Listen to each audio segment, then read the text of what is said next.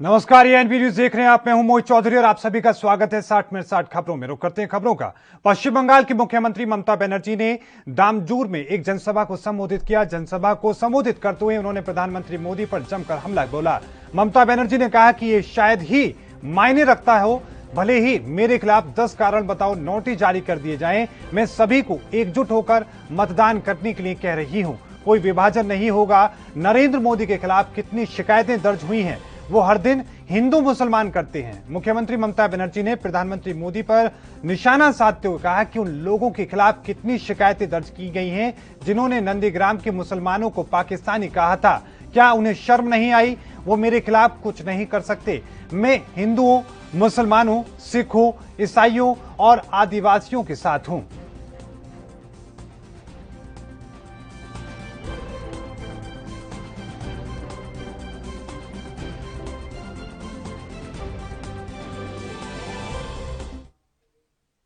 तो वहीं कांग्रेस नेता और प्रवक्ता रणदीप सुरजेवाला ने किसानों के मुद्दे पर ट्वीट किया। मोदी सरकार पर निशाना साधते हुए उन्होंने लिखा कि यह सरकार 73 सालों में सबसे महंगी और जालिम सरकार है, जो हर रोज किसानों पर नया वार करती है। जो अब तक नहीं हुआ था वो जुल्म इस सरकारों ने करके दिखा दिया है।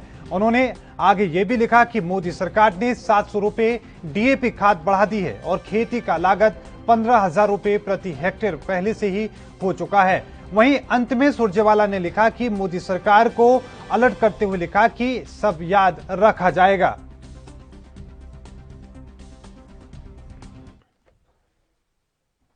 तो वहीं केंद्रीय मंत्री रामदास अठावले ने कहा कि सचिन वाजे ने जो पत्र लिखा और पैसों की मांग को लेकर उल्लेख किया वो बहुत गंभीर है। अनिल देशमुख पर भी आरोप हैं, इसकी पूरी जांच हो और कार्रवाई होनी चाहिए। मुझे लगता है कि सचिन वाजे और शिवसेना का संबंध रहा है। सचिन वाजे शिव सैनिक ही था।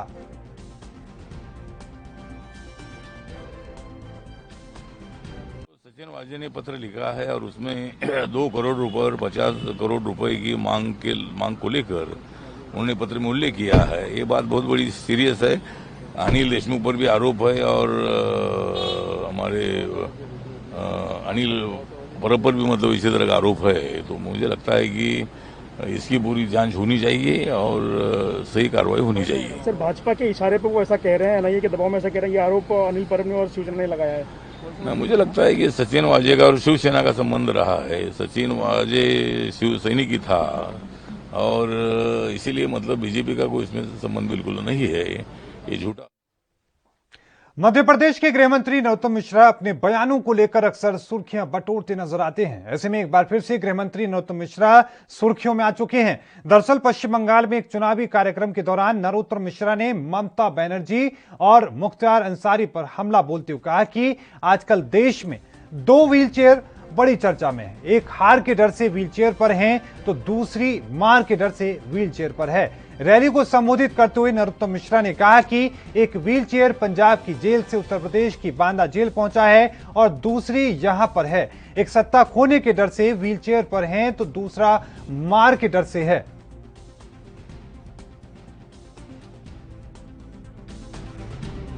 दो व्हीलचेयर बहुत मशहूर है।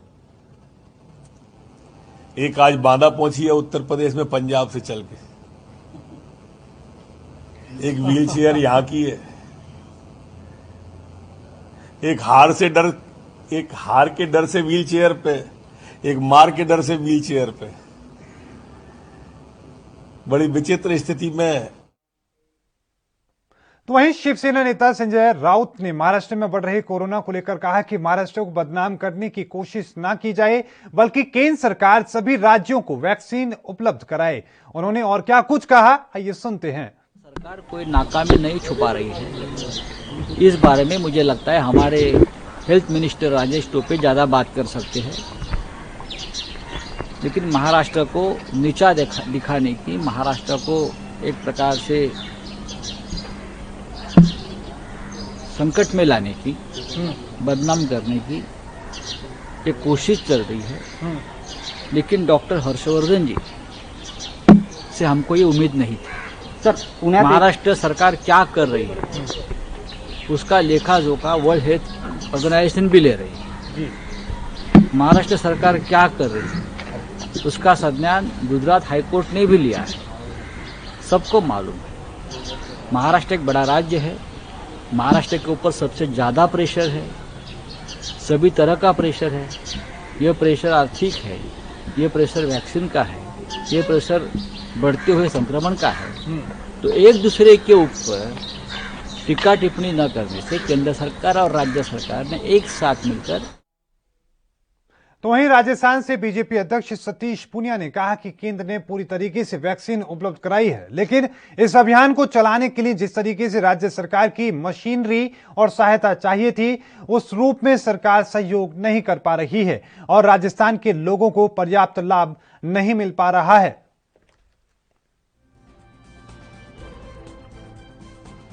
जहां एक ओर भारत की सरकार कोरोना को लेकर पूरे तरीके से सजग और चिंतित है और पूरे देश के और प्रदेश के लोगों को सुविधा देने के लिए तत्पर है, वैक्सीनेशन के लिए दुनिया का तीसरा देश बना और केंद्र ने पूरे तरीके से वैक्सीन उपलब्ध कराई। लेकिन इस ड्राइव को चलाने के लिए जिस तरीके से राज्य सरकार की मशीनरी और राज्य सरकार की चिंता और राज्य सरकार की सहायता चाहिए थी, उस रूप में सरकार सहयोग नहीं कर पा रही और राजस्थान के लोगों को पर्याप्त उस रूप में लाभ नहीं मिल पा रहा। वेंटिलेटर्स के लिए भी पीएम केयर फंड के माध्यम से 60 वेंटिलेटर उपलब्ध करा दिए गए, लेकिन फिर भी सरकार का कुप्रबंधन इसी बात से जाहिर होता है कि सरकार सिर्फ सियासी बयानबाजी करती है, धरातल पर सरकार की तरफ से कोई सकारात्मक सहयोग। कांग्रेस नेता तारिक अनवर ने बीजेपी पर हमला करते हुए कहा कि बीजेपी को झूठ बोलने में महारत हासिल है। इसके साथ ही उन्होंने कोरोना वैक्सीन को लेकर भी अपनी प्रतिक्रिया दी। क्या कुछ उन्होंने कहा, आइए सुनते हैं। सीधे सीधे हिसाब की बात है, कितनी वैक्सीन को दी गई है ये तो जाहिर है कि लिखा हुआ होगा, उसकी तादाद, उसकी संख्या लिखी गई होगी। और मैं समझता हूँ कि ये इस तरह का विवाद खड़ा करने के बजाय कोशिश ये होनी चाहिए कि ज़्यादा से ज़्यादा लोगों तक वैक्सीन पहुंच जाए। और जिस तरह से कोरोना का जो प्रकोप दोबारा पूरे देश के पैमाने पर आया है, ये बहुत ही खतरनाक बात है। अमित शाह जी और हमारे प्रधानमंत्री दोनों का झूठ बोलने में जवाब नहीं है और इस तरह के झूठा प्रचार, गलत प्रचार करने में ये लोग देश में बढ़ते कोरोना संक्रमण पर प्रधानमंत्री नरेंद्र मोदी ने सभी मुख्यमंत्रियों के साथ में वीडियो कॉन्फ्रेंसिंग के जरिए चर्चा की। इस चर्चा के बाद पंजाब के मुख्यमंत्री कैप्टन अमरिंदर सिंह ने केंद्र सरकार से आग्रह किया कि केंद्र सरकार बढ़ते कोरोना संक्रमण को रोकने के लिए राज्य सरकारों को कोविड टीकाकरण के लिए अपनी स्थानीय रणनीतियों को विकसित करने के लिए राज्यों को लचीलापन प्रदान करे। तो वहीं सीएम कैप्टन ने कहा कि केंद्र सरकार सभी वयस्कों को ज्यादा जोखिम वाले इलाकों में वैक्सीनेशन करने की अनुमति देने के लिए रणनीति की समीक्षा करे। आपको बता दें कि 45 साल से कम उम्र के गंभीर बीमारियों से पीड़ित लोगों का टीकाकरण किया जाना है। आपको ये भी बताते चले कि ये बातें कैप्टन अमरिंदर ने प्रधानमंत्री मोदी के साथ वीडियो कॉन्फ्रेंसिंग में चर्चा के बाद पत्र में लिखकर कही हैं। चर्चा के दौरान मुख्यमंत्री कैप्टन अमरिंदर ने राज्य में बढ़ते कोरोना संक्रमण और वैक्सीनेशन को लेकर जानकारी साझा की। तो वहीं मुख्यमंत्री कैप्टन ने पीएम मोदी को यह भी बताया कि पंजाब सरकार किस तरह से कोरोना के संक्रमण पर काबू पाने के लिए कदम उठा रही है।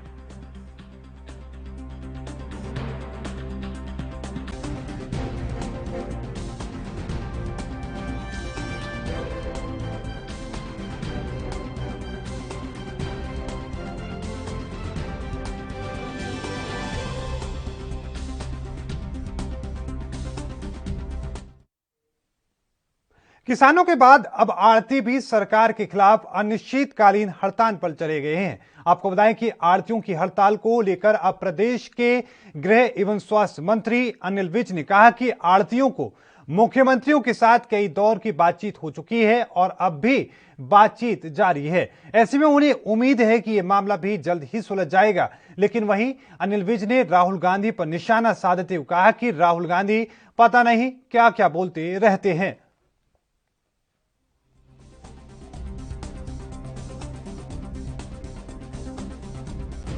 उनके साथ बात हो रही है, मुख्यमंत्री जी के साथ कई दौर की बात हो चुकी है और हमें उम्मीद है कि मामला हल हो जाएगा।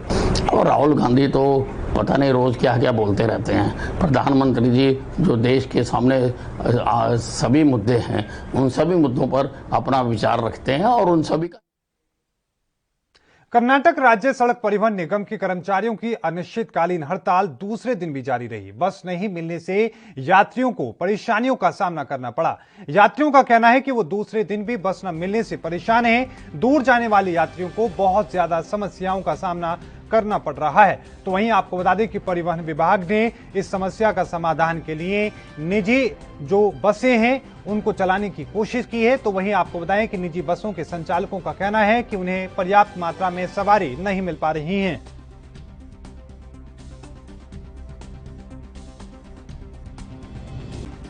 खड़े हैं बस नहीं, पर जाना तो सब हमको बनरघट्टा, तो बस नहीं है। कल भी आया, कल भी नहीं मिला बस। ऐसा हो रहा है कि सुबह से इधर लोग जो है खड़े हुए हैं, तो इधर देखते हैं आप ऑटो ऐसे आ रहे हैं, ऐसे ऑटो। अभी इस बीएमटीसी बस स्टैंड में हम खड़े हुए हैं। बीएमटीसी बसेस नहीं है, प्राइवेट बसेस को उन्होंने लगाया है। वो अभी पूरे लोग भरने तक वो वेट कर रहा है, जिसके लिए 45 मिनट से 1 घंटा लगेगा। और लोग भी नहीं आ रहे हैं, घर छोड़ के नहीं आ रहे हैं, वो भी एक प्रॉब्लम है। इधर लोग नहीं है, उधर बस नहीं है। ऑटो वाले ऐसे आते हैं कि पूछ के ऐसे करते हैं। प्रॉब्लम हो रहा है। मुंबई के बोरीवली वेस्ट एक्स रोड में आहार संगठन की तरफ से सरकार द्वारा किए गए लॉकडाउन का होटल इंडस्ट्री वाले कड़ा विरोध कर रहे हैं और हाथ में बैनर पोस्टर लेकर डैफोडिल्स होटल के सामने भारी संख्या में होटल कर्मचारियों ने विरोध प्रदर्शन किया। इन सभी लोगों की मांग है कि सरकार इनके साथ कुछ रियायत बरतें, पूर्ण लॉकडाउन नहीं लगाया जाए, वरना उनका रोजगार बर्बाद हो जाएगा।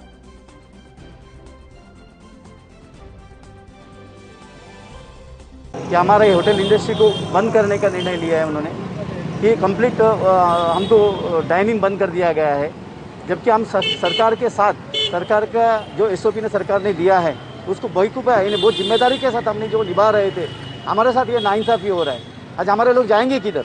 उनका सब हमारे बच्चे इतने पैनिक हो चुके हैं कि उनको हम लोग क्या करें। अभी लॉकडाउन से कुछ ऊपर में कोई इंडस्ट्री जा रहा है और उसके अंदर ये तकलीफ होगा तो कैसा सहन करेंगे।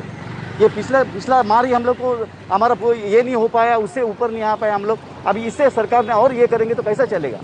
सरकार अगर हमारे साथ नहीं रहेगी तो हम कैसा कर पाएंगे। सरकार अगर आदमी को तकलीफ होता है तो सरकार के पास ही जाएगी ना। अगर सरकार ने अगर ऐसा निर्णय लिया बिना कुछ सोचे समझे सीधा बंद कर दो, हाँ ठीक है, पेंडेमिक है, पेंडेमिक के लिए हम जो सरकार ने जो ये दिया है उसका एसओपी के दिया है, बकायदे जिम्मेदारी के साथ हम निभा रहे हैं, आगे भी निभाते रहेंगे हम लोग। तो हमको जीने का हक दिया जाए, हमको जीने को दिया जाए। अभी ये सहन नहीं हो सकता क्योंकि लोगों का रेंट चालू है, लोगों का इलेक्ट्रिसिटी, पानी का बिल, असेसमेंट बिल, सरकार कुछ माफ़ करने को तैयार नहीं है। और उसके ऊपर से हमको अभी किस तरह से होगा। हमारे स्टाफ पूरा एकदम ऐसा परिस्थिति में है कि एकदम कितने लोगों ने, हमारे इंडस्ट्री वाले ने आत्महत्या कर लिया। अभी और क्या करना चाहिए हमने। इसलिए हमें सरकार से हाथ जोड़ के विनती है कि हमको जीने दो। हम जो आपका ये रहेगा हम उसको निभाने को तैयार है। हमको सरकार ने जो 11 बजे तक एटलीस्ट हमको डाइनिंग का टाइमिंग दिया जाए, पार्सल का जो टाइमिंग है उसको प्रॉपर किया जाए, प्रॉपर एसओपी इस तरह से बनाया जाए जो हम प्रॉपर वो कर सकते। और इस बीच रुकेंगे एक छोटी सी ब्रेक ली। ब्रेक के उस पार भी खबरों का सिलसिला लगातार जारी है।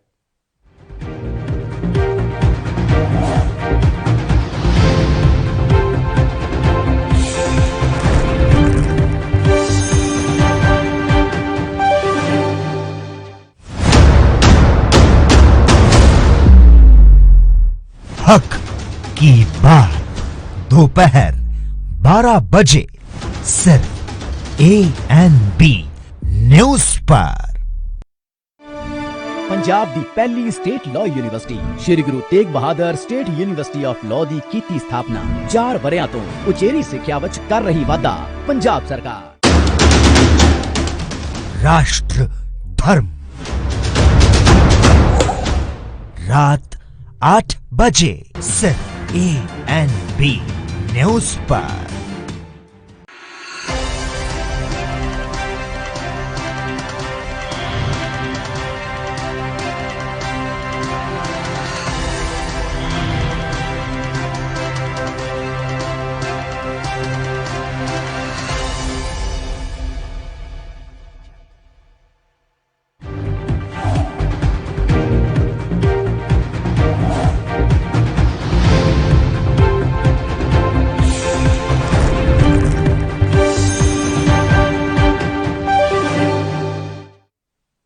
ब्रेक के बाद एक बार फिर से आप सभी का स्वागत है। करते बाकी खबरों का। राजस्थान में 6 महीने बाद करौली जैसा ही बवाल दौसा में खड़ा हो चुका है। दरअसल दौसा के महुआ थाना क्षेत्र में मूक बधिर पुजारी शंभू शर्मा की मौत पर उठा बवाल थमने का नाम नहीं ले रहा है। इस मामले में नया मोड़ भी आ चुका है। इधर सियासी पारा भी चढ़ता दिखाई दे रहा है। पुजारी शंभू शर्मा की मौत के मामले में जमकर बवाल हुआ और यहां पर पुलिस ने लाठीचार्ज भी किया। दरअसल पिछले 6 दिनों से दौसा जिले के महुआ थाने के बाहर पुजारी शंभू शर्मा के शव को रखकर प्रदर्शन किया गया। राज्यसभा सांसद डॉक्टर किरोड़ी लाल मीणा के नेतृत्व में यह प्रदर्शन हो रहा था। इस प्रदर्शन के माध्यम से सांसद किरोड़ी लाल मीणा का कहना था कि पुजारी शंभू शर्मा की मौत षड्यंत्र पूर्वक हुई है। उनका कहना है कि एक रजिस्ट्री कराने के बाद पुजारी शंभू सदमे थे और ऐसे में रजिस्ट्री कराने वालों के खिलाफ हत्या की धाराओं के तहत कार्रवाई की जानी चाहिए।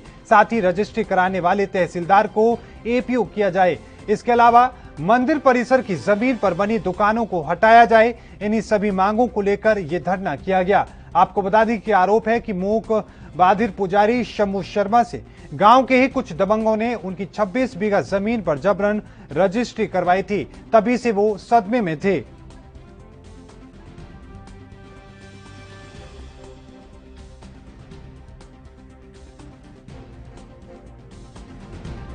गांव वालों एफआईआर दर्ज कराते हैं। एफआईआर को 1 महीना हो जाए, उसके बावजूद आज तक कोई इन्वेस्टिगेशन सरकार नहीं कर रही है। ये कुल मिला के मिली भगत का मामला नजर आ रहा है। हम सरकार से मांग करते हैं कि जो अधिकारियों ने रजिस्ट्री करी है उनको कड़ी से कड़ी सजा दी जाए। दूसरा, जो जमीनों पर इसके शंभू की जमीन पर 26 बीघा जो जमीन मंदिर माफी की है, उस जमीन पर अतिक्रमण हटाया जाए। और जो जमीनें पूरे राजस्थान में 30-32 हजार बीघा जमीन है, उन जमीनों को पुजारियों के नाम की जाए। लगभग 18 हजार बीघा जमीन आज भी रसूखदार लोगों ने उस पर कब्जा कर रखा है। कब्जा मुक्त करा के जमीन। तो वहीं उत्तर प्रदेश के मुख्यमंत्री योगी आदित्यनाथ सरकार ने मदरसा छात्रों को बड़ा तोहफा दिया है। अब प्रदेश में मौजूद 17,000 मदरसों में पढ़ने वाले 3 लाख से ज्यादा छात्रों को आगे की पढ़ाई के लिए बेहतर मौके मिल सकें, सरकार ने यह बात कही है। मदरसा बोर्ड से इंटरमीडिएट कामिल की परीक्षा देने वाले छात्र अब केंद्रीय विश्वविद्यालयों में दाखिला लेकर आगे की उच्च शिक्षा हासिल कर सकेंगे। इसके अलावा अब मदरसा छात्र भारतीय सेना में भर्ती होकर देश की सेवा भी कर सकेंगे। मुख्यमंत्री के निर्देश पर उत्तर प्रदेश मदरसा बोर्ड जल्द ही council of board of school education और इन इंडिया में रजिस्ट्रेशन कराने जा रहा है। इसके बाद मदरसा बोर्ड के छात्रों का केंद्रीय विश्वविद्यालय में दाखिला लेने का रास्ता खुल जाएगा। अभी सीबीएसई में रजिस्ट्रेशन न होने से छात्र राज्य विश्वविद्यालय में ही दाखिला ले पाते हैं।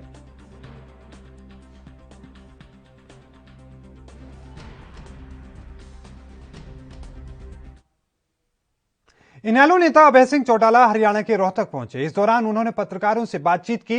उन्होंने पूर्व सीएम भूपेंद्र सिंह हुड्डा समेत मौजूदा सरकार पर जमकर निशाना साधा। उन्होंने कहा कि अडानी अंबानी को जमीन देने की शुरुआत कांग्रेस राज में भूपेंद्र हुड्डा ने की थी। इसी पद पर मौजूदा सरकार ने सब कुछ इन्हीं के हाथों में बेच दिया है।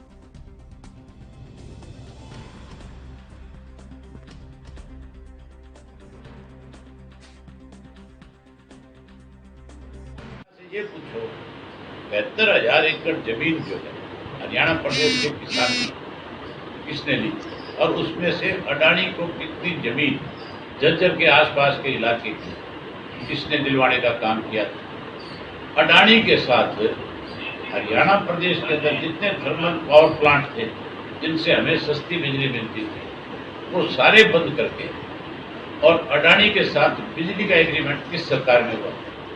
महंगी बिजली किस सरकार ने केवल अडानी की कंपनी के साथ एग्रीमेंट क्यों किया। भूपेंद्र सिंह हुड्डा की सरकार में हुआ। ये तो हुड्डा तो बीजेपी से पहले ही कांग्रेस जो है अंबानी और अडानी को प्रोत्साहन दे रही थी। राष्ट्रीय जांच एजेंसी एनआईए ने जम्मू एयरपोर्ट से आतंकी शाहिद नाविद को गिरफ्तार किया है। जानकारी के अनुसार आतंकी पूंछ का निवासी है और मेरठ में धार्मिक स्थल पर हुए हमले की साजिश में शामिल था।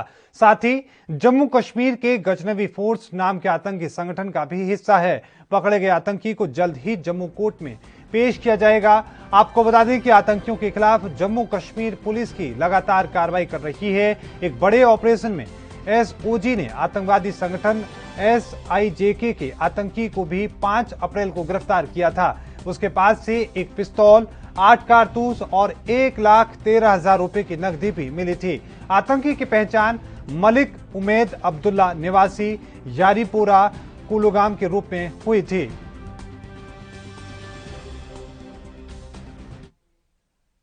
मध्य प्रदेश के उज्जैन में माधवनगर अस्पताल में ऑक्सीजन की कमी के चलते 5 मरीजों ने दम तोड़ दिया। पूरे मामले में अस्पताल के प्रभारी सुजान सिंह रावत ने कहा कि जिन मरीजों की मौत हुई है उन सभी की लंग्स में इन्फेक्शन की वजह से हुई है, लेकिन मरीज के परिजन का आरोप है कि मरीज ने उन्हें बताया था कि अस्पताल में ऑक्सीजन की कमी है, उन्हें परेशानी हो रही है। वहीं बीजेपी का एक कार्यकर्ता मंडल अध्यक्ष भी फेल सिस्टम की भेंट चढ़ा हुआ है और उसकी अस्पताल में मौत हो गई, जिससे गुस्साए बीजेपी के कार्यकर्ताओं ने अस्पताल में तोड़फोड़ की और रोकने पर पुलिस अधिकारियों से धक्का मुक्की की।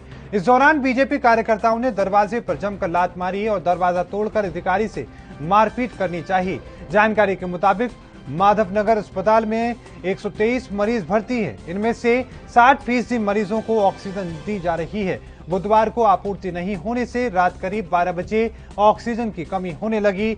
केवल आधे घंटे तक मरीजों को दी जा सकने वाली ऑक्सीजन बची थी। इसी बीच बीजेपी के मंडल अध्यक्ष जितेंद्र शेरे ने अपने व्हाट्सएप ग्रुप पर मैसेज डाला कि माधवनगर अस्पताल में ऑक्सीजन खत्म है और मरीजों की जान खतरे में है। इसके बाद अस्पताल 5 मरीजों की वहां पर मौत हो जाती है। जितेंद्र की पत्नी ने आरोप लगाया कि मंगलवार तक सब ठीक था, रात को बात भी हुई थी। उन्होंने बताया कि ऑक्सीजन खत्म हो रही है और जान खतरे में है। उज्जैन के जिला अस्पताल की ब्रांच माधवनगर अस्पताल में जो एक कोविड सेंटर बना हुआ है, कल रात को ऑक्सीजन की कमी के चलते हुए 5 मरीजों की मौत हो गई थी। ऐसा हमें सूत्रों के द्वारा प्राप्त हुआ है। उन्हीं के जो जिन लोगों की मौत हुई थी उनके परिजनों ने आज दिन में सवेरे यहाँ अस्पताल पहुंचकर उन लोगों की डेड बॉडी मांगना चाहिए थी, उसको लेकर परिजनों ने यहाँ हंगामा कर दिया था। हंगामा होने के बाद में सांसद अनिल फिरोजिया भी अस्पताल में मिलने आए थे और उन्होंने डॉक्टरों से और जो यहाँ के ADM सुजान सिंह रावत थे उनसे चर्चा करके वो चले गए थे। उनके जाने के बाद ही यहाँ पे बीजेपी कार्यकर्ताओं उग्र हो गए और उग्र होने के बाद उन्होंने अस्पताल में तोड़फोड़ मचाई, पथराव किया और जो ADM सुजान सिंह रावत हैं, जो कोविड के यहाँ के मुख्य कार्यपालक हैं, उनको मारने की कोशिश भी की गई। ऐसा हमें सूत्रों के द्वारा ज्ञात हुआ है। ये वो अस्पताल है जो कल रात को जहाँ ऑक्सीजन की कमी के चलते जो हमें जानकारी प्राप्त हुई है उसमें 5 लोगों की मृत्यु बताई जा रही है, लेकिन इसकी अभी तक किसी प्रकार से किसी आधिकारिक रूप से पुष्टि नहीं की है कि इस प्रकार से ऐसा कुछ हुआ है। उज्जैन से विजेंद्र यादव। पंजाब के मुख्यमंत्री कैप्टन अमरिंदर सिंह ने गुरुवार को केंद्र सरकार से राज्यों को कोविड टीकाकरण संबंधी स्थानीय स्तर पर अपने खुद की रणनीतियां तैयार करने की छूट देने की अपील की। साथ ही सीएम ने केंद्र सरकार को अपनी रणनीति की फिर से समीक्षा करने के लिए कहते हुए ज्यादा खतरे वाले इलाकों में सभी बालिगों और 45 साल से कम उम्र के गंभीर बीमारी से पीड़ित मरीजों को टीकाकरण के अंतर्गत लाने की मांग की। आपको बता दें कि कैप्टन अमरिंदर सिंह ने यह सुझाव प्रधानमंत्री नरेंद्र मोदी को वर्चुअल मीटिंग के तुरंत बाद लिखे गए एक पत्र में प्रकट किए। आपको बता दें कि प्रधानमंत्री ने यह मीटिंग समूह राज्यों के मुख्यमंत्रियों के साथ कोविड और टीकाकरण की स्थिति की समीक्षा करने के लिए की गई थी। मीटिंग के दौरान सीएम ने प्रधानमंत्री मोदी और को राज्य की स्थिति से अवगत कराया और राज्य सरकार ने इसे बीमारी पर नकेल कसने के लिए उठाए जा रहे कदमों के बारे में भी जानकारी दी।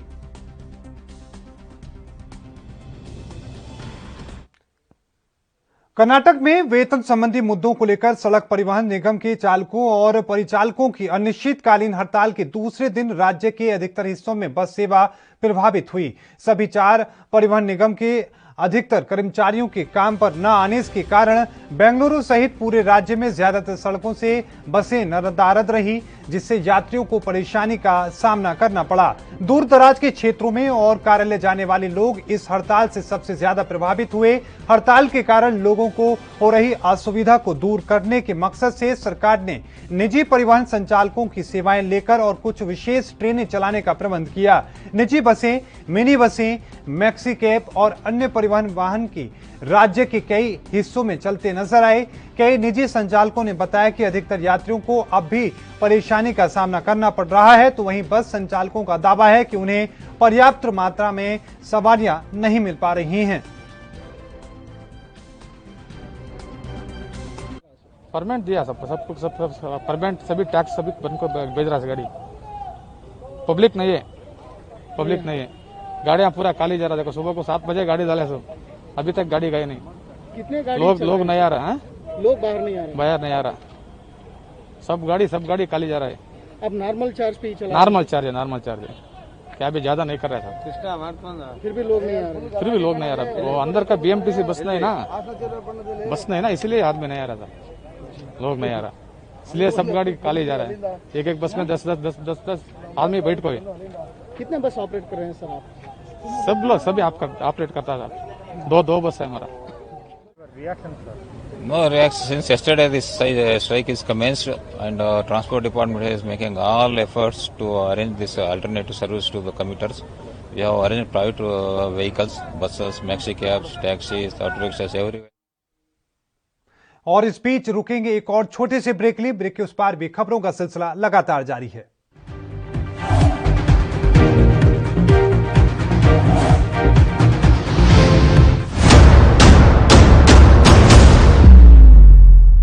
हक की बात दोपहर 12 बजे सिर्फ ANB न्यूज़ पर।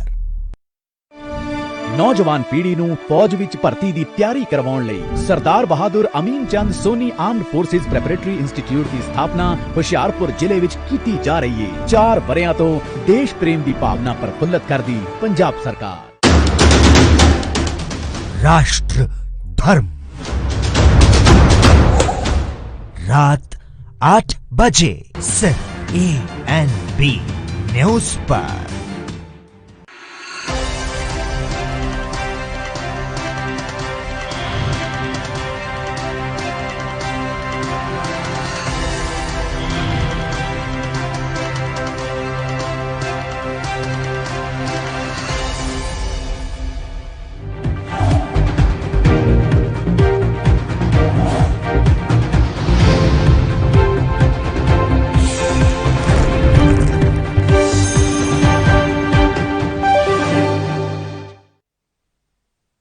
ब्रेक के बाद एक बार फिर से आप सभी का स्वागत है। रुक करते हैं बाकी खबरों का। नक्सलियों ने सीआरपीएफ जवान राकेश्वर सिंह को छोड़ दिया है। इस खबर पर परिवार वालों ने खुशी जताई। राकेश्वर सिंह की पत्नी ने कहा कि हम मीडिया और सरकार का धन्यवाद करते हैं। जवान की रिहाई से ठीक पहले बस्तर क्षेत्र के पुलिस महानिरीक्षक सुंदर राज पी ने बताया था कि मामले में सकारात्मक पहल हुई है। उम्मीद है कि जल्द ही जवान को रिहा करवा लिया जाएगा। सुंदर राज ने कहा कि सुरक्षा कारणों से इस संबंध में अधिक जानकारी नहीं दी जा सकती। आपको बता दें कि 3 अप्रैल को छत्तीसगढ़ के बीजापुर जिले में सुरक्षा बलों पर हमला कर नक्सलियों ने राकेश्वर सिंह मनहास को बंधक बना लिया था। इस हमले में 22 सुरक्षाकर्मी शहीद हो गए थे और कई कर्मी घायल हो गए थे। राज्य में इस बड़े नक्सली हमले के बाद केंद्रीय गृह मंत्री अमित शाह ने सोमवार को छत्तीसगढ़ का दौरा किया था। इस दौरान शाह ने बस्तर में शहीद जवानों को श्रद्धांजलि दी और जवानों से मुलाकात भी की थी।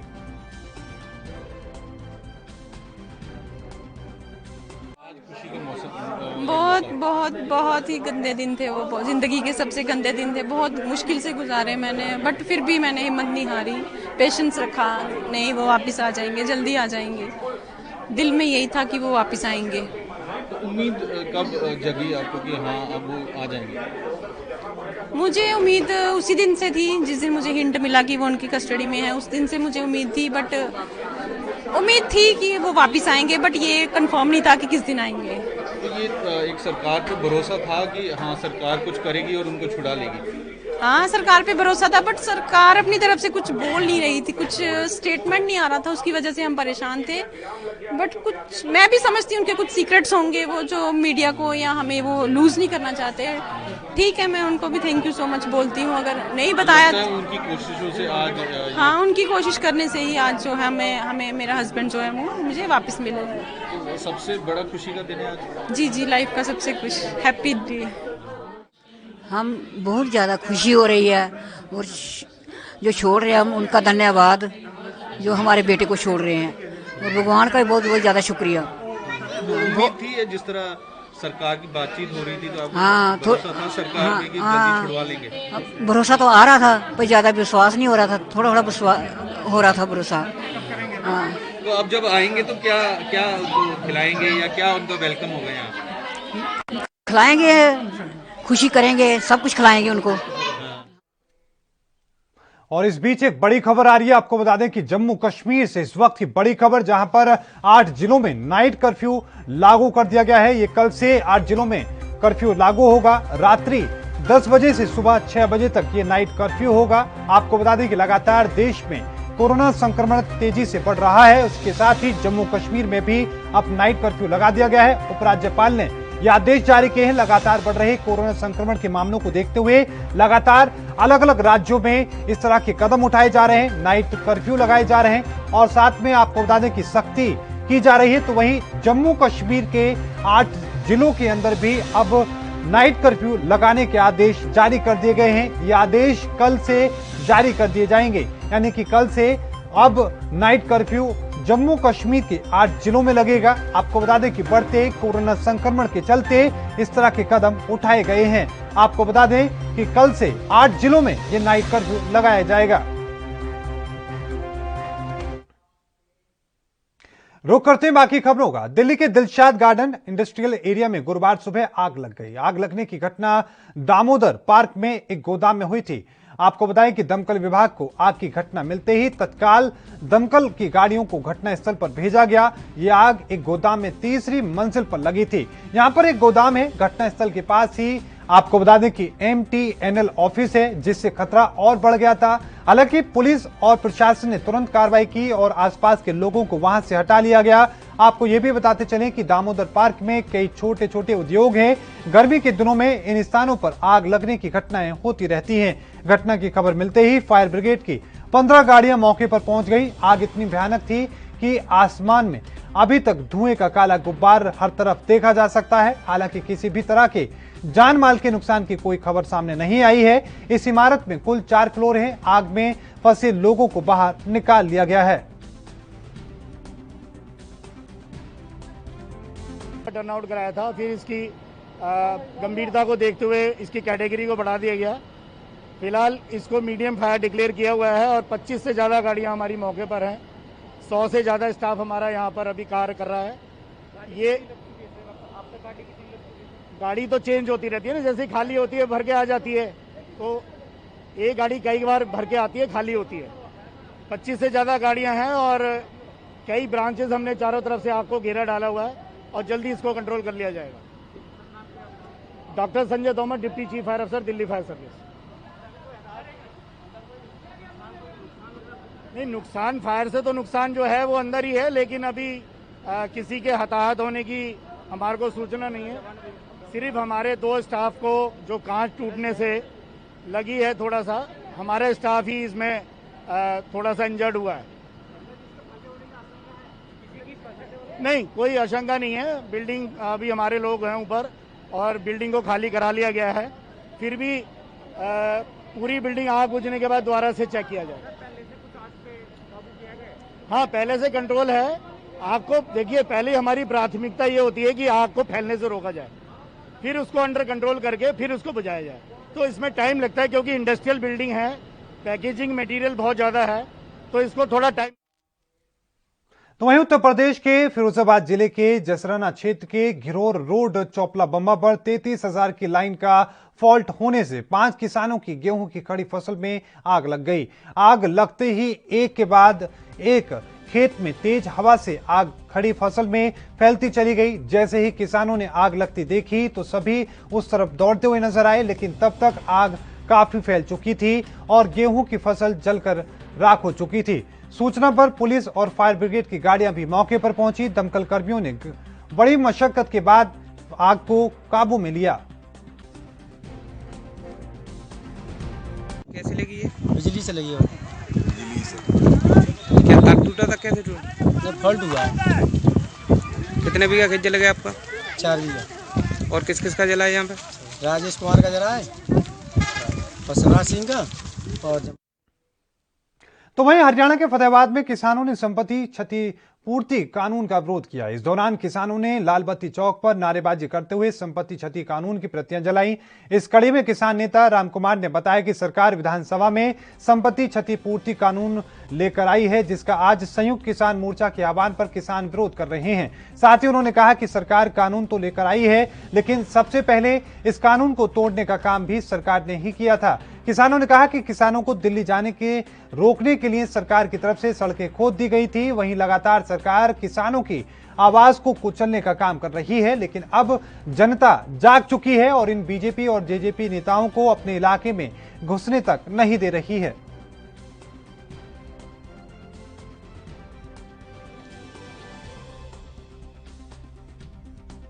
असल में 18 मार्च को हरियाणा की सरकार ने हरियाणा विधानसभा के अंदर आंदोलन के दौरान संपत्ति क्षति कानून जो इसमें बनाया गया है उसकी हम निंदा करते हुए और आज उस कानून की प्रतियां जलाई गई है पूरे हरियाणा के अंदर। और इसी कार्यक्रम को लेकर न 20 अप्रैल को हम पंचकुला में जाके न मुख्यमंत्री की आवाज़ के ऊपर प्रदर्शन करेंगे, इस कानून को रद्द करने की मांग करेंगे। इसी के तहत बीच में 14 अप्रैल को बाबा साहब भीमराव अम्बेडकर जी के जन्मदिन के मौके के ऊपर हम संविधान बचाओ देश बचाओ के स्लोगन के नारे के तहत यहाँ फतेहाबाद में सेमिनार का आयोजन किया जाएगा।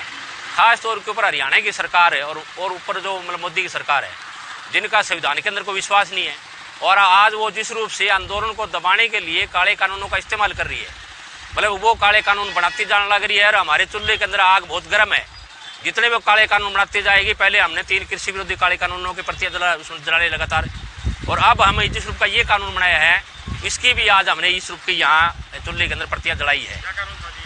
ये कानून हरियाणा की सरकार ने संपत्ति क्षति विधेयक के नाम से ये कानून बनाया, लेकिन हम पूछना ये चाहते हैं कि 26 और 27 नवंबर को हरियाणा की सरकार ने हरियाणा के अंदर जितने भी खड्डे खोदे सड़कें तोड़ी। अयोध्या में उत्तर प्रदेश पुलिस को बड़ी कामयाबी मिली है। जिले में 10,000 का इनामी बदमाश गिरफ्तार किया गया है। पंचायत चुनाव को लेकर उत्तर प्रदेश पुलिस सतर्क है और इसे लेकर पुलिस आगे की कार्रवाई में जुटी हुई है और इसी के बीच में उत्तर प्रदेश पुलिस को बड़ी कामयाबी मिली है।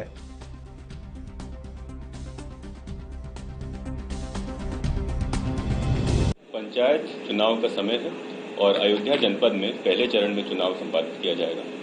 उसी क्रम में वरिष्ठ पुलिस अधीक्षक महोदय द्वारा वांछितों की गिरफ्तारी का एक अभियान चलाया जा रहा है, जिसके क्रम में आज थाना कैंट में जो एक वांछित जिसका नाम मेहताब कुरैशी पुत्र रफीउल्लाह निवासी इटकौला थाना गोसाईगंज जनपद सुल्तानपुर का रहने वाला था, उसके खिलाफ 3 मुकदमे कोतवाली नगर जनपद अयोध्या में पंजीकृत थे। 2 मुकदमे चोरी के थे और एक गैंगस्टर का था। मुखबिर की सूचना पे थाना कैंट ने इसको कैंट थाने के अंतर्गत मोशीवाला चौराहे के आसपास गिरफ्तार किया गया। इसके खिलाफ इसके पास से 1 अदद 12 बोर का कारतूस बरामद हुआ और 1 अदद तमंचा बरामद हुआ और 2 जिंदा कारतूस बरामद हुए। 3/25 आर्म्स एक्ट का मुकदमा दर्ज करा करके आगे की विधिक कार्रवाई की जा रही है। जो अभियुक्त गिरफ्तार हुआ है उसके खिलाफ 10,000 का इनामिया भी था वो, और इसलिए ये कैंट थाने की बड़ी सफलता के रूप में सामने आया। धर्म नगरी अयोध्या में 10,000 का इनामी अभियुक्त को कैंट पुलिस ने गिरफ्तार किया है। आपको बताते चले कि अभियुक्त सुल्तानपुर के थाना गोसाईगंज का रहने वाला है, जो कि 10,000 का इनामी अभियुक्त है। अभियुक्त के पास से एक तमंचा और 12 बोर की 2 जिंदा कारतूस बरामद हुई है। सीओ सिटी प्लास बंसल के मुताबिक बताया गया कि अभियुक्त को मऊसीवाला चौराहे से गिरफ्तार किया गया है। वहीं पुलिस द्वारा कार्यवाही करने में जुटी हुई है। उत्तर प्रदेश में पंचायत चुनाव को देखते हुए इस समय पुलिस प्रशासन अलर्ट पर है, अपराधियों को पकड़ने में काफी सक्रिय दिख रही है। वहीं अयोध्या जनपद की पुलिस को एक बड़ी सफलता हाथ लगी है, जहां 10,000 का इनामी अभियुक्त मेहताब कुरैशी को कैंट पुलिस ने गिरफ्तार किया है। वीडियो पर्सन सौरभ मिश्रा के साथ Gaurav Mishra, NB news channel Ayodhya. तो वहीं पश्चिम बंगाल में चौथे चरण की वोटिंग के चुनाव प्रचार का आज आखिरी दिन था। बंगाल में सत्ताधारी दल तृणमूल कांग्रेस और बीजेपी के बीच कड़ी टक्कर देखने को मिल रही है। चौथे चरण में बंगाल की सीटों पर 44 सीटों पर वोटिंग होनी है। चौथे चरण में 5 जिले शामिल हैं: हुगली, हावड़ा, दक्षिण 24 परगना, कूच बिहार और अलीपुरद्वार। में मतदान होना है। इस बीच आज कूच बिहार के दिनहाटा में जेपी नड्डा ने रोड शो किया। जेपी नड्डा ने इस दौरान कहा कि यहां जो भीड़ आई है वो ममता जी को आराम देना चाहती है और बीजेपी को काम देना चाहती है। नड्डा ने कहा कि दिलीप घोष पर हुआ हमला दुर्भाग्यपूर्ण था, ममता जी के गुंडे यही करते हैं, मुझ पर भी हमला हो चुका है। वहीं नड्डा ने कहा कि ममता जी ने इसे कल्चर बना लिया है। पश्चिम बंगाल के लोगों ने ममता जी को विदाई देने का फैसला कर लिया है। खेला शेष होएगा छो, बीजेपी को 200 से ज्यादा सीटें मिलेंगी और यहां आने वाले लोग इसकी पुष्टि कर रहे हैं। अगर हम चाहते हैं कि बंगाल का विकास हो, अगर हम चाहते हैं कि यहाँ कानून व्यवस्था बने, अगर हम चाहते हैं कि बेरोजगारों को रोजगार मिले, अगर हम चाहते हैं कि बंगाल लंबी छलांग लगा करके आगे खड़ा हो, तो रास्ता सिर्फ कमल का है, कमल के माध्यम से है, कमल का आशीर्वाद। और इसलिए टोलाबाजी हो उसको बंद करना है कि नहीं बंद करना है? तुष्टीकरण को बंद करना है कि नहीं करना है? तो वहीं महिलाओं को मान सम्मान, सुरक्षा और बढ़ावा देने के लिए सरकार ने 50% आरक्षण दिया है। वहीं रीवा में एक दलित महिला जनपद अध्यक्ष ने जिला पंचायत के सीईओ पर पद की उपेक्षा करने का आरोप लगाया। मामला मध्य प्रदेश के रीवा जिला अंतर्गत नई गढ़ी का है, जहां जनपद अध्यक्ष ने जनपद के सीईओ और कर्मचारियों पर पद उपेक्षा और दलित होने का हवाला देते हुए उनके चैम्बर के आसपास न कोई सफाई न चपरासी होने का आरोप लगाया है। वहीं उन्होंने रीवा कलेक्टर और कमिश्नर से उनके कार्यालय की साफ सफाई और पद की गरिमा बनाए रखने की मांग की है।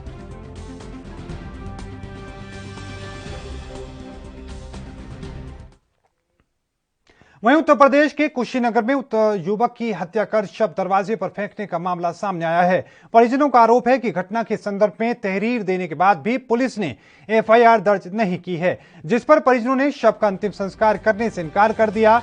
आपको बता दें कि मृतक की पहचान अमन के रूप में हुई है। आपको बताएं कि तरियाल लक्ष्मी राम गांव का है और परिजनों का कहना है कि कुछ अज्ञात लोग अमन को घर से बुलाकर ले गए थे और हत्या करके शव को घर के गेट पर फेंक दिया। वहीं मामले में कार्रवाई न करने को लेकर पुलिस भी अब सवालों के घेरे में दिख रही है।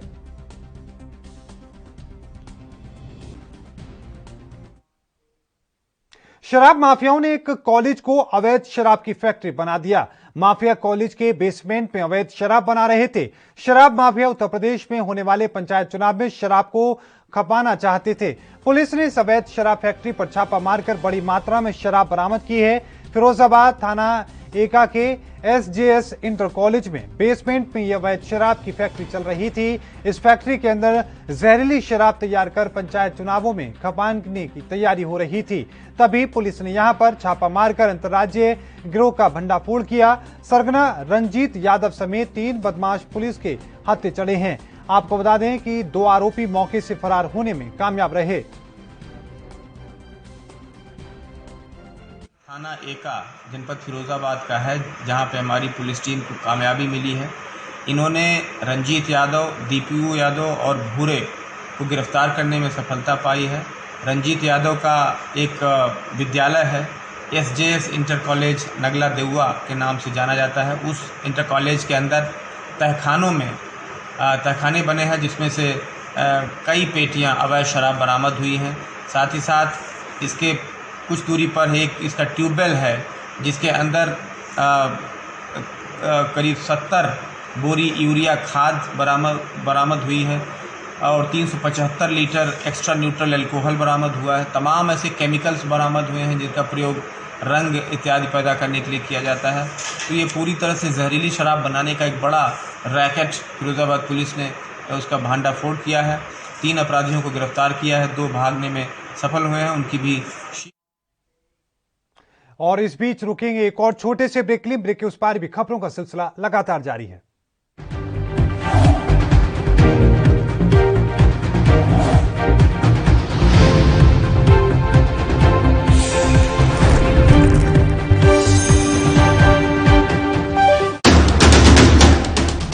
राष्ट्र धर्म रात 8 बजे सिर्फ ANB न्यूज़ पर। ਮਹਿਲਾ ਮੁਖੀ ਘਰਾਂ ਵਿੱਚ ਔਰਤਾਂ ਦੇ ਸਸ਼ਕਤੀਕਰਨ ਲਈ ਚਾਲੂ ਕੀਤੀ ਮਾਤਾ ਤ੍ਰਿਪਤਾ ਮਹਿਲਾ ਯੋਜਨਾ 4 ਵਰਿਆਂ ਤੋਂ ਔਰਤਾਂ ਦੇ ਮਾਨ ਸਨਮਾਨ ਦਾ ਧਿਆਨ ਰੱਖਦੀ ਪੰਜਾਬ ਸਰਕਾਰ।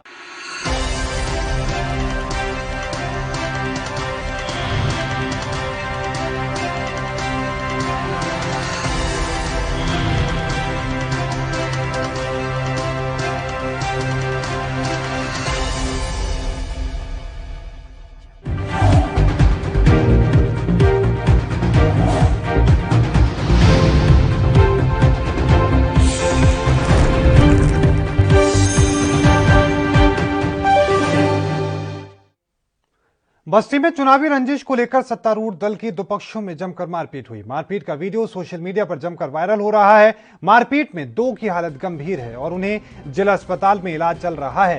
वहीं पुलिस ने दोनों पक्षों पर 1 दर्जन लोगों के खिलाफ में मुकदमा दर्ज किया है और मामले की जांच पड़ताल शुरू कर दी है।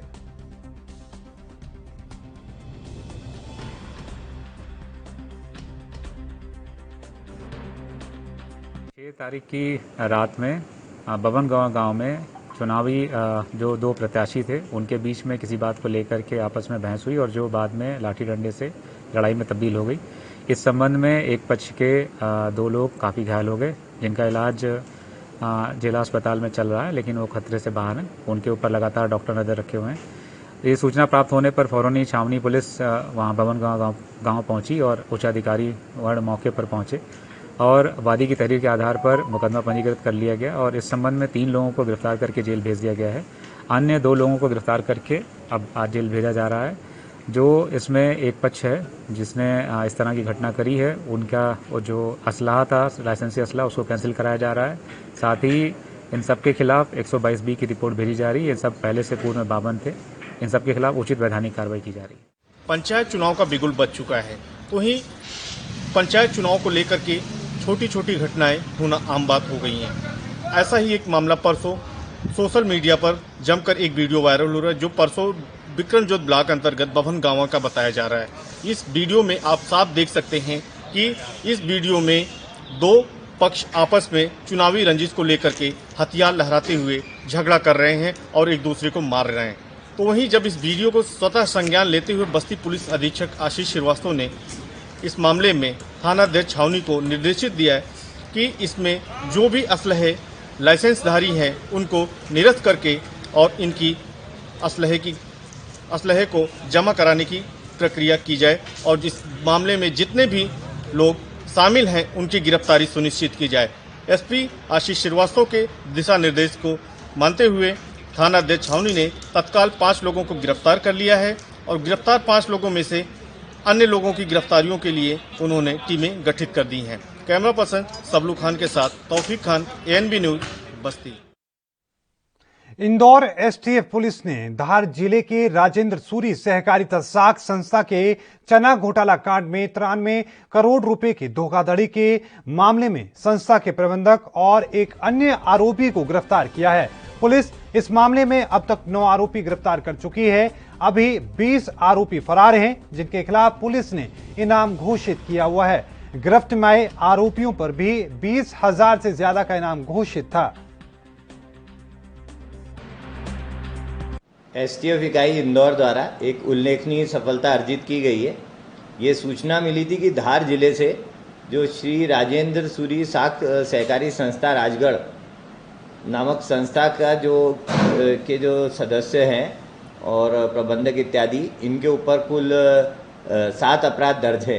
इनमें 3 अपराध जो 420C के हैं, जिनमें करीब कुछ 93 करोड़ रुपए के लोन का घपला हुआ था और उस घपला में जो आरोपी करीब 20 आरोपी फरार है, उसमें से एक प्रमुख आरोपी जो इस संस्था में प्रबंधक की हैसियत से था, जिसका नाम विंदेश मंडलोई है, इसकी काफ़ी समय से तलाश थी। इसके ऊपर पृथक 3 प्रकरणों में क्रमशः 10,000, 10,000 और 2,500। फतेहाबाद पुलिस की एंटी नारकोटिक्स सेल ने माजरा रोड बाईपास के पास एक बाइक सवार युवक को गिरफ्तार कर लिया। पुलिस ने नशे तस्कर के पास से कब्जे से 50 ग्राम से ज्यादा हेरोइन भी बरामद की है। पकड़ी गई हेरोइन की कीमत लगभग 2 लाख रुपए आंकी गई है। पुलिस ने तस्कर को नाकेबंदी के दौरान पकड़ा था। तस्कर की पहचान अशोक नगर के रहने वाले कर्म सिंह उर्फ पन्नू के रूप में हुई है। पुलिस ने आरोपी के खिलाफ NDPS एक्ट के तहत मामला दर्ज करके गिरफ्तार किया है और पूछताछ करने में जुट चुकी है कि नशे को आखिरकार कहां से लाया गया और कहां ले जाया जा रहा था।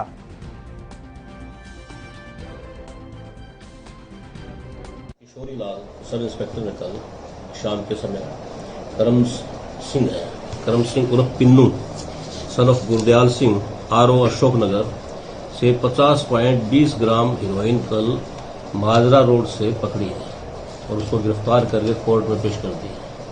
सर कहाँ से लेके आए थे ये हिसार से लेकर आए। सर क्या कार्रवाई करी गई? इसमें इसको अरेस्ट कर दिया है और कोर्ट में पेश कर दिया है। सर किस वाहन पे ये बाइक था या गाड़ी? तो वहीं हरियाणा के रोहतक में IAMU रेलगाड़ी दिल्ली से रोहतक पहुंची। इसके बाद इसी रेलगाड़ी की 4 बोगियों में आग लग गई, जिसे बुझाने के लिए दमकल विभाग की गाड़ियां भी मौके पर पहुंची। आपको बता दें कि इस गाड़ी को 4:15 पर वापसी दिल्ली के लिए रवाना होना था। फिलहाल इस मामले पर स्टेशन निरीक्षक BS मीना से पूछा गया तो उन्होंने अभी फिलहाल इस मामले में कुछ भी कहने से इनकार कर दिया है। लेकिन आपको बता दें कि आग पर काबू पा लिया गया और इस आग को बढ़ने से रोक लिया गया।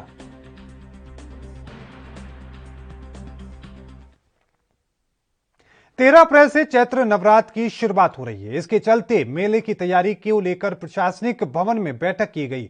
मेले में कोरोना संक्रमण को लेकर आने वालों के लिए मास्क लगाकर आना अनिवार्य किया गया है और इसी के साथ ही मेले क्षेत्र में थर्मल चेकिंग के साथ ही आने वाले वाहनों का भी सैनिटाइजेशन किया जाएगा।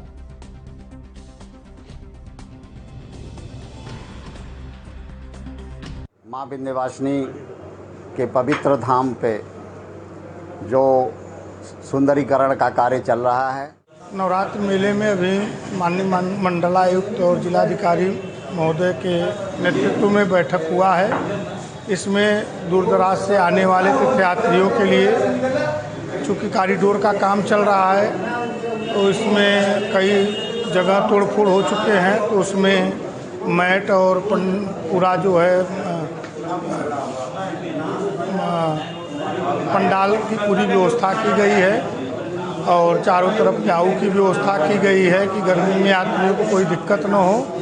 इन्हीं सब चीज़ों पर बैठक हुई है और अभी नवरात्र में जो कोविड का वो चल रहा है उसके अंतर्गत भी चारों जगह रेलवे स्टेशन, बस स्टेशन, सब जगह थर्मल स्कैनिंग की व्यवस्था की गई है और मंदिर में भी जो भी आएगा उसका भी स्कैनिंग करने के बाद ही और मास्क लगाना हर व्यक्ति के लिए आवश्यक रहेगा।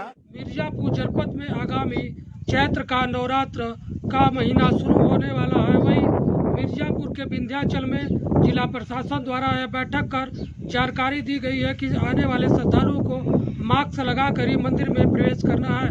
वहीं जिला प्रशासन द्वारा तमाम तरह की बैठक कर लोगों को दिशा निर्देशित किया गया। तमाम अधिकारी मौजूद रहे। इस मौके पर मिर्जापुर से MB न्यूज संवाददाता रामकुमार ने। हरियाणा बिजली विनियामक आयोग के आदेश पर बिजली बिलों में अग्रिम खपत जमा राशि लिए जाने का मुद्दा अब बीजेपी भी उठाने लगी है। केंद्रीय राज्य मंत्री कृष्णपाल गुर्जर ने CM मनोहर लाल से हरियाणा बिजली विनियामक आयोग के आदेश की समीक्षा करने का आग्रह किया है। गुर्जर का मानना है कि एक साथ 4 माह का अतिरिक्त बिजली का बिल 2 बार के बिलों में लेने की प्रक्रिया को भी व्यावहारिक बनाना चाहिए। आपको बता दें कि बिजली वितरण निगम ने कोरोना संक्रमण काल से पहले राज्य के औद्योगिक और वाणिज्यिक बिजली कनेक्शन पर हरियाणा बिजली विनियामक आयोग के आदेश को लागू किया था। इसमें आयोग को निर्देश था कि प्रत्येक उपभोक्ता से साल भर के बिजली बिलों की राशि के औसत से 4 माह का बिजली बिल बतौर अग्रिम खपत राशि के रूप में लिया जाए। इसके पीछे आयोग का तर्क है कि कुछ उपभोक्ता बिजली का बिल भरे बिना ही चले जाते हैं। इससे निगम को नुकसान होता है क्योंकि निगम 2 माह बिजली उपभोग करने के बाद बिल उपभोक्ता को देती है।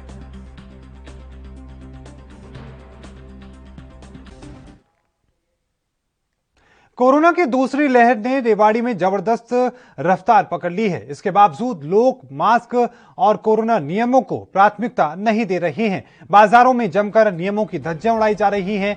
प्रशासन और विभाग बार बार लोगों को समझाने में जुटा हुआ है। यहां तक कि पुलिस द्वारा धड़ाधड़ चालान भी काटे जा रहे हैं, फिर भी लोग इसे गंभीरता से नहीं ले रहे।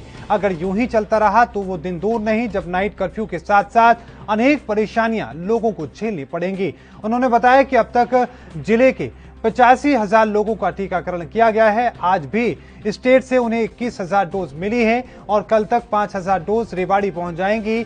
इस बीच जिले में गुरुवार को एक बार फिर कोरोना के 29 रिकॉर्ड संक्रमित मरीज मिले हैं, जिनमें 6 छात्र भी शामिल हैं। अब संक्रमितों की संख्या बढ़कर 11,537 हो चुकी है। केस आज 29 केस आए हैं, ये बात ठीक है। कोरोना हमारे पहले के मुकाबले 3 गुना ज़्यादा गति से बढ़ रहा है, क्योंकि लोगों में भय नाम की कोई चीज़ रह नहीं गई है और लोग ना ही सोशल डिस्टेंसिंग का पालन कर रहे हैं, ना मास्क लगा रहे हैं, अनाप शनाप घूम रहे हैं, भीड़ में बाजार में जा रहे हैं। तो हमारी लोगों से यही अपील है कि जब तक ज़रूरत ना हो घर से बाहर ना जाएं। अगर घर से बाहर निकलना है तो मास्क लगाकर ही जाएं। इसके साथ साथ मेरे लोगों से ये भी अपील है, जो व्यक्ति 45 साल से ऊपर है, चाहे वो कोई भी काम करता है, वो अपना आधार युक्त पहचान पत्र हमारे पास लेकर आए, फोटो युक्त पहचान पत्र। और 60 मिनट 60 खबरों में अभी के लिए इतना ही। देखते रहिए एनबी न्यूज। मुझे दीजिए इजाजत। धन्यवाद।